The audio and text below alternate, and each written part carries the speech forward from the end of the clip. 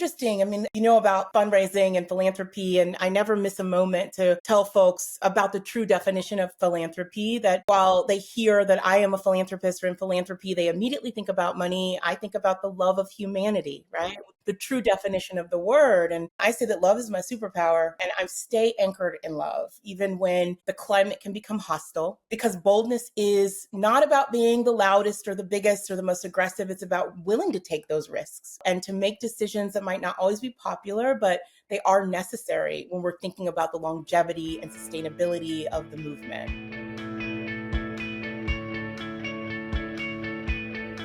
Welcome, everyone. I am so excited to be here today with Cicley Gay. Welcome to What the Fundraising. Thank you so much for having me, Mallory. I am excited to be here as well. Why don't you tell everybody a little bit about you and your work and what brings you to our conversation today? Yeah, I am so proud that since 2022, I have been the board chairwoman of Black Lives Matter, the Global Network Foundation. However, I rarely miss a moment to share that I am a mom first, of three amazing sons, and someone who has dedicated my life's work to philanthropy and nonprofits. I've spent over 20 years serving in under-resourced communities, both as a program leader or program officer, and bring all of that expertise to bear as I help usher this organization into a new chapter. I'm also a social entrepreneur. The reason I got here was because I'm leading my own company called The Amplifiers, where we amplify the good, and working with nonprofits, particularly Black-led nonprofits in underserved communities, to leverage resources and to build power. And so my personal and professional background all align very much through service. And I'm so excited to talk to you about Black Lives Matter and why I'm here and what we're to move us forward. Oh my gosh, there's so many things I want to ask you about with that intro, but I love hearing that you like about your boys and that it sounds like they're such a big part of why you do what you do. I have two little girls and they are my North Star in the social impact work. So I love that. I say often mine are my magnifying glass or my mirror. Sometimes but my mirror and my compass. Right. And in fact, my oldest one is the one who, when I thought about taking this role on the board, I didn't know then that I was going to be voted board chair, but that said, how can you not? Your entire life has been about preparing us as three young Black men for the world. And now it's time for you to prepare the world for us. And it was a beautiful full circle moment when he said, yeah, Mom, you can do it. And oh my God. Yeah. Oh my God, I'm tearing up. That's True. so beautiful. That's so amazing. And wow. Okay, so talk to us. You all have a really incredible initiative. Yeah. Black Lives Matter right now that is always timely, but I think particularly right now, I was so excited to learn about it. Tell us a little bit about what you guys have cooking up. So if I could just take a moment to level set around Black Lives Matter, the movement and the organization, to provide some clarity on which I represent and how. The movement itself became a response to racial injustice and state-sanctioned violence. I think many of us participated either, financially or in the streets in 2020 during those uprisings. But even before that, there were uprisings in Ferguson that became a catalyst and finally showed the world what happened was not isolated, but part of a broader crisis, right? And so there were many organizers who built a network and movement that continues to grow today. And from that movement birthed an organization, a 501c3 nonprofit, the Global Network Foundation. And the movement has evolved to also not only demanding that Black Lives Matter as it relates to fighting against Black death, but now under this new leadership for Black life and Black love. And so we're building a world that I believe in as a social justice advocate and change maker, that we can truly thrive with access to joy and art and opportunity and everything that makes life fulfilling. And so this organization is making critical and ongoing investments, both in the US and around the world, that reflect our belief that we have to rebuild even as we resist. And if you dream of a world that you believe is true, one that is where people are free from fear and oppression and poverty and inequality, that means mutual aid. That means community self-determination. And that is why we launched Black Play Matters, because it also means joy, right? We're healing the past, we're reimagining the present, and we're investing in the future. And We also know is that oftentimes joy is something that many communities, particularly when they're struggling, don't believe that they have either access to or deserve. And so Black Play Matters is a direct investment in joy. We are literally thinking about play as a way in which to fight some of the challenges that we are experiencing. We believe they're tools for survival and resistance, whether that's music and dance and sports and or even storytelling. So even when, joy is policed or criminalized, we've got to create spaces for play because those become acts of dignity and liberation. That's what Black Play Matters is all about. It's a lot, I know. That's Wow. going to be No, I know. I'm like, there's so many questions I want to ask you. Which one do I want to pick? Wow. What do you think, sort of before we move on to like focusing a little bit more specifically on Black Play Matters, I think what you're saying about kind of the evolution of the organization and trying to like reset expectations there and, is so important. What do you think? I mean, other than what you already said, like, what are other pieces of that like you want to make sure people understand and know about your identity and how the foundation wants to be showing up and the space where it wants to be? Thank you for that. I know we got into the nitty gritty of the campaign, but I've learned a lot in my, 20 years of nonprofit leadership, both through service, but also, as a program officer who was writing checks. And I was completely unprepared for the amount of misinformation and disinformation that now exists in this current climate. We're fighting it every day. And so it's been very important for us to lead with truth and transparency. We have a transparency center on blacklivesmatter.com. And we also are really proud of our track record. We've already invested $40 million into communities, which a lot of people don't know. I still get asked, where's the money? Right? Through investments in frontline organizations, some direct aid to people who were struggling from the burden of student loans, to HBCU students who frankly were sleeping in their cars before school started. We gave them gift cards. And so we are operating as a traditional foundation, but we're doing it through truth and transparency. And then a part of the reason I'm here is because I just want people to know the truth. I don't want to just defend. I want to reframe and redirect the narrative away from false claims to spotlighting the work that is actually happening and then provide receipts, right? So we implore people as it relates to BLM to allow us to reintroduce ourselves, to know that we have leaders who are at the helm, who are trying to build this organization for the long run. And we don't want misinformation to thrive. We are challenging it and we're equipping partners and grantees and everyday supporters to be our amplifiers so they can be armed with the tools that they need to move us into the next phase of leadership and frankly build this world that we believe that we deserve. Okay, can I ask you one other question here? Of course. So I'm curious about how you think about and sort of handle the fact that so much of the different issues that you're tackling are complex. Yeah. And one of the things I'm watching in this age of misinformation is the fact that when we need to hold space for transparent but nuanced conversations, right? Like when we need to hold people's attention to hear the whole story around something, it's hard to like have that narrative heat with a clickbait headline that is binary and ruthless. And this is something I am sort of constantly thinking about as I watch kind of marketing campaigns of misinformation compete with real social change work. And it's like real social change work is never going to be as like cookie cutter, like click headline-y as a marketing campaign of misinformation. How do you think about that or hold that or continue to invite people into the complexity and the nuance of the work? Yeah, I mean, I was really excited. Everything you're saying is right. I was really excited to see recently that there's now a new initiative, at least like in the last week or so, of a commitment of about $36 million to protect public media. I'm sure you've heard of it. I think MacArthur is a part of it and Knight is a part of it. And I think about this all the time. If I had a blank checkbook, I would probably start doing things like just funding truth. Right? Funding good bots, right? Or funding influencers in the DMs and the chats to tell people the truth about this bite-sized misinformation. I think it's really important that we know that there are active campaigns to misinform. It's not by mistake, right? And we've got to constantly continue to bite back in the spaces that we can through our dollars.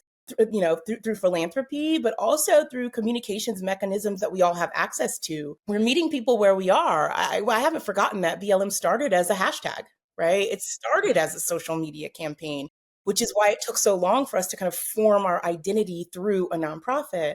And so it's not easy. I wish I had the answer, but I believe that, we have to own space where we are and continue to tell the truth and not be afraid of it and leverage the same platforms that people who are spreading misinformation and disinformation are.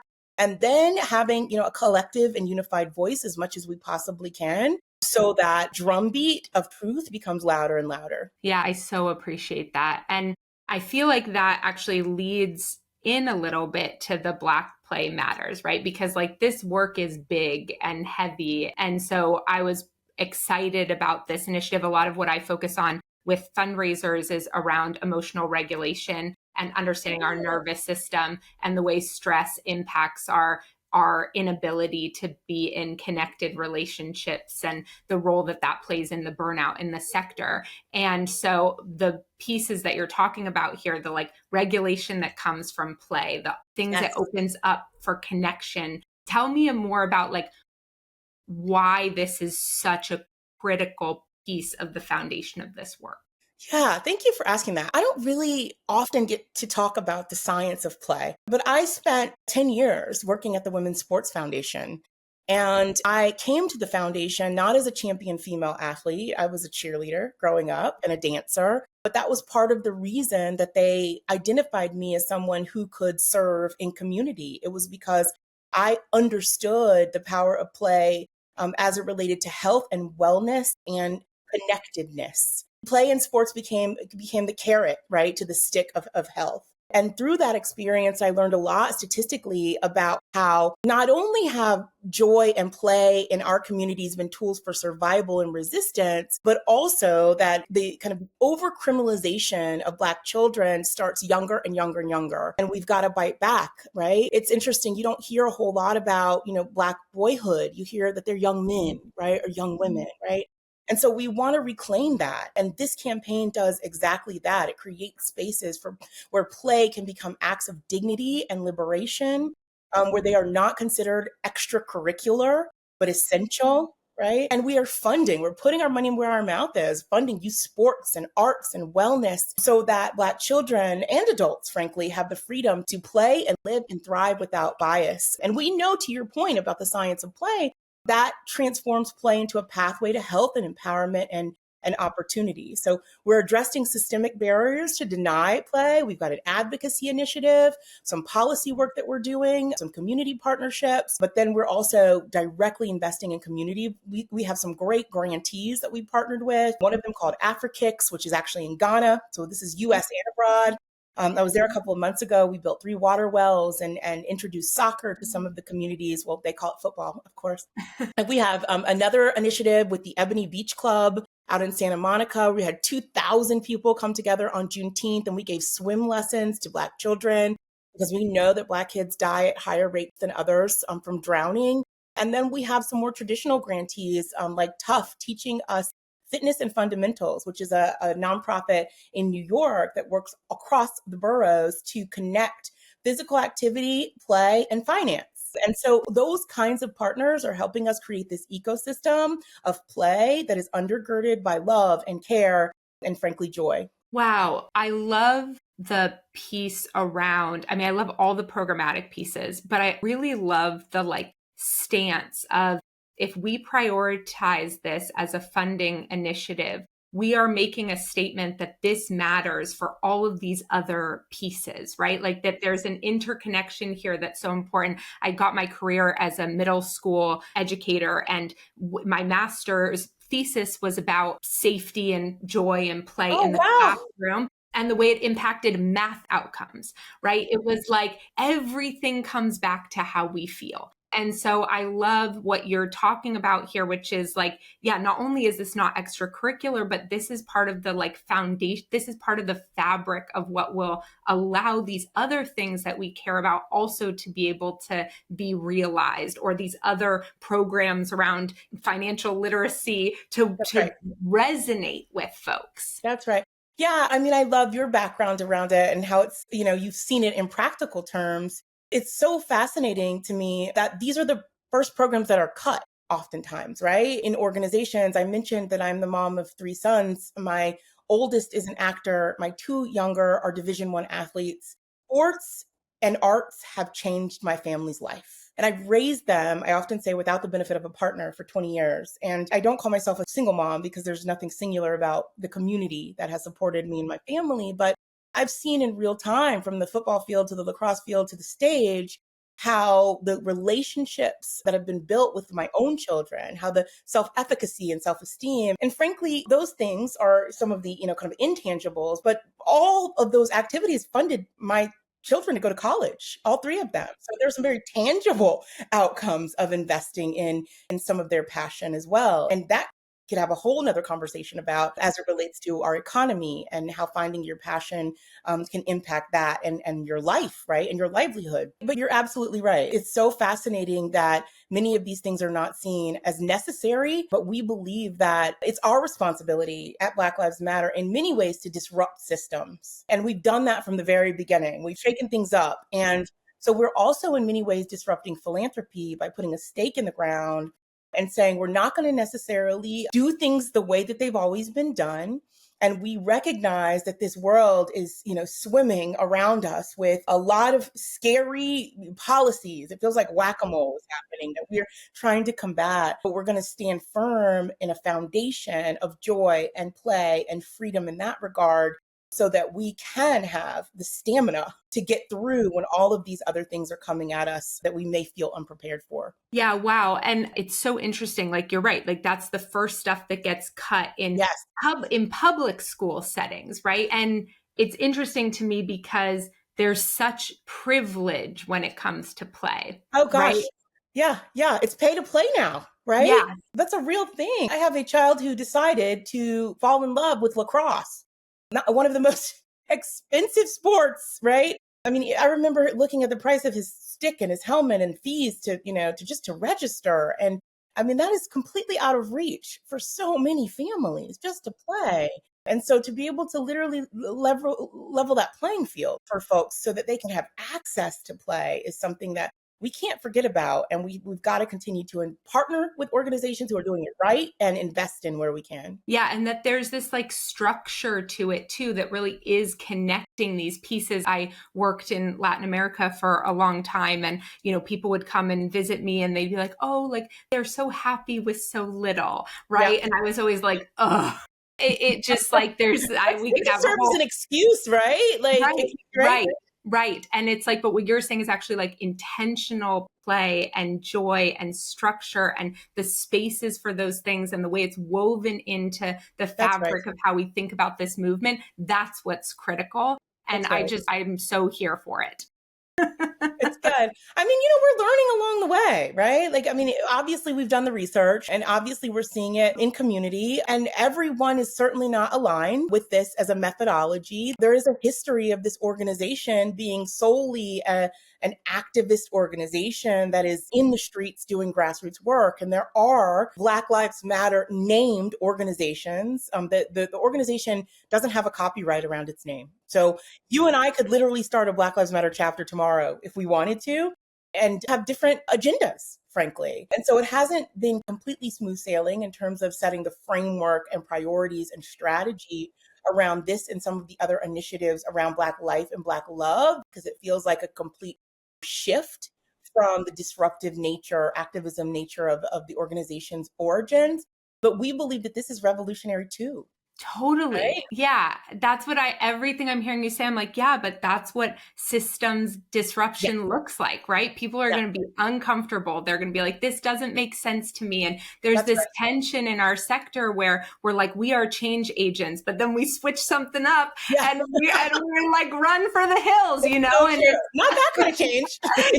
Right. And so, everything. I mean, it's like, to me, the more angst or the more uncertainty, the more revolutionary it really is, because Yeah, it's like, yeah, this is uncomfortable because this is not always how we've thought about grassroots activism, that's but we right. know all the reasons why it's a really critical part of it. And to be honest, so many of the things we've been doing for so long have not been working or moving us That's forward right. as fast. So why would we not? Like, I love that you said we don't have it all figured out. Great. How could you? Yeah, Like, yeah. it's something so new. And I want more organizations to adopt that mindset that, like, we have all this reason to believe this will be effective in moving our mission forward. There's tons of science to back it up, all the things. And now we're going to try and test and figure it out. And we're here for the work. Yeah, it's interesting. I mean, you know about fundraising and philanthropy, and I never miss a moment to tell folks about the true definition of philanthropy. That while they hear that I am a philanthropist or in philanthropy, they immediately think about money. I think about the love of humanity, right? The true definition of the word. And I say that love is my superpower, and I stay anchored in love, even when the climate can become hostile, because boldness is not about being the loudest or the biggest or the most aggressive. It's about willing to take those risks and to make decisions that might not always be popular, but they are necessary when we're thinking about the longevity and sustainability of the movement. And so that's how I'm trying to lead, with love and transparency and boldness. And it's really been fascinating to see how people have received now this new wave of leadership, even with Black Lives Matter. I know that there's been controversy around the organization in the past. And there are many folks who said, we don't want you at the table because you're going to knock it over. And now we're getting invited back to those rooms because they have seen the value of having different frames of thought. They've certainly seen the value of people who are willing to take those risks. And it's really exciting to see that we can actually build together, even if we have different methodology to reach the same goal. And what incredible examples of, like, repair or Yeah, yeah, reconciliation, yeah. or like staying in connected relationships through hard times and figuring things out. I'm so grateful. I know we don't have more time together today, but I want to just thank you so much. Tell folks before you go, where can they go to support? Where can they go? Like, where are all the places you want people to Oh, arrive at? yeah, thanks for asking. You can get more information on the campaign at blacklivesmatter.com. If you want to know more about some of our grants and how money is being spent and distributed to communities, you go to that same website and look at our Transparency Center. We put it all online.